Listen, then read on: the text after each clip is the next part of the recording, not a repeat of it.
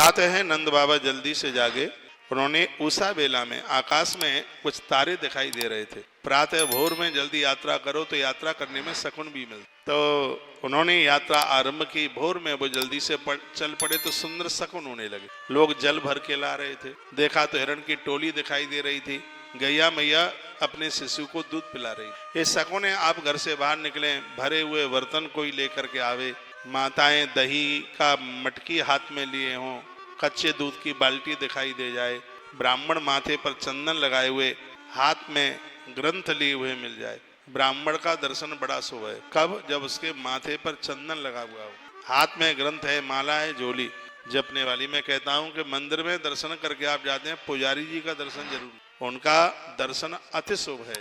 ऐसा बताते हैं कि मंदिर में प्रतिमा भगवान नारायण के रूप में है, पुजारी साक्षात भगवान गरुण देव के रूप में है पुजारी जी। उसके प्रति श्रद्धा रखिए।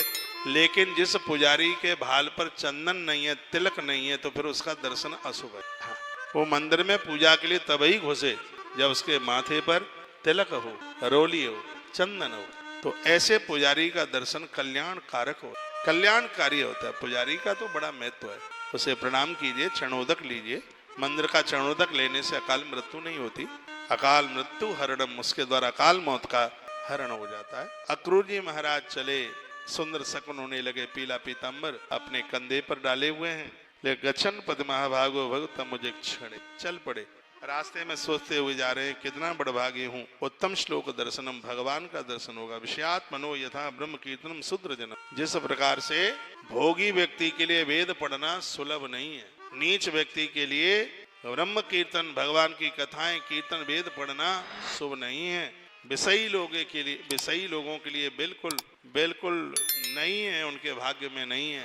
उसी प्रकार से मनुष्य तो दुनिया बन करके आती है, लेकिन वही जीवन धन्य है जिस मनुष्य शरीर से भगवत दर्शन हो जाए। ऐसा अक्रूर जी महाराज रास्ते में सोचते हुए, कथा मेरे और आपके लिए, वो भगवत कीर्तन करने लगे। तो इसका मतलब है कि जब हम मंदिरों की तरफ जाएं, मंदिर गए हैं बड़ी बात नहीं है। बहुत लोगों को मंदिर में अगल बगल के लोग, अड़ोसी पड़ोसी दिखाई दे। कभी कभी तो दर्शन करते समय पूछते हैं, भैया तुम कल नहीं आए थे? दर्शन में मन नहीं लगता, इधर उधर देखेंगे, इधर उधर आंखें घूमेंगी। उन्हें ये भी नहीं पता होता कि आज मुरली वाले ने पोसा कौन सी, मालूम ही नहीं होता। सिर्फ फॉर्मेलिटियां ही होती। बहुत लोग तो लड़ते रहते हैं, बहुत लोग तो चैन काटने को जाते हैं। देखो दुर्भाग्य, बहुत लोग तो जूते चप्पल चुराने के लिए जाते हैं। एक साल के लिए जूते चप्पल चुरा के इकट्ठे। जब उधर यमराज के यहाँ की यात्रा करते तो कोड़े पड़ते हैं, कहते हैं पाम जल रहे हैं, कोई जूती चप्पल पहना दो।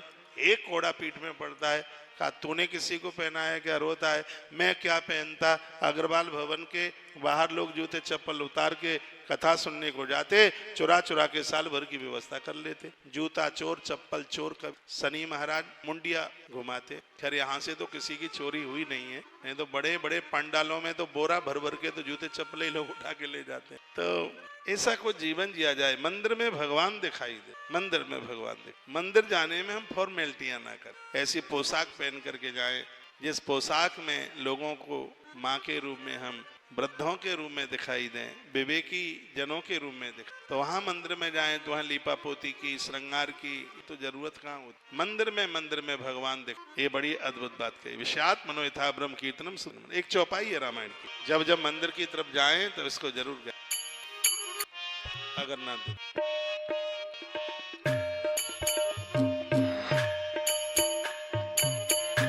देखे हूँ जाए चरण जल जाता, देखे हूँ जाए चरण जल जाता, अरुण मधुने से सुख दाता, देखे हूँ जाए चरण जल जाता,